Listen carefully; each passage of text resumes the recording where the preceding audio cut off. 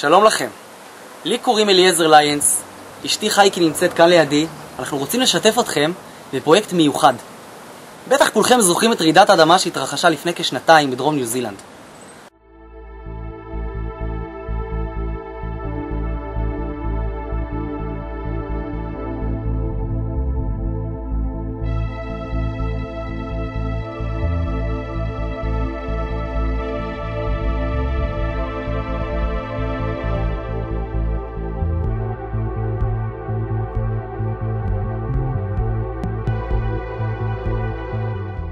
הרעידה החריבה בין היתר את בית חב"ד שהיה בית חם למטיילים הישראלים.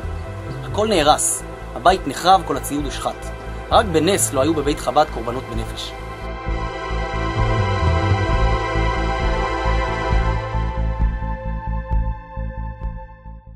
העיר קרייסטצ'רץ' עדיין הרוסה, אבל המטיילים חזרו לדרום ניו זילנד. את פסח האחרון חגגנו בקווינסטאון עם 200 מטיילים ישראלים. זה היה ליל הסדר עוצמתי במיוחד. חוויה שלא תשכח.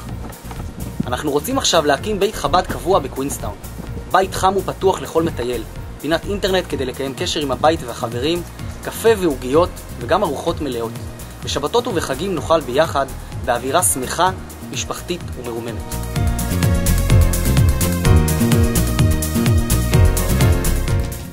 כדי להקים את הבית הזה, אנחנו צריכים את עזרתכם. בואו, היו שותפים. תנו כתף להקמת בית שיעשה טוב ל30,000 מטיילים ישראלים בשנה.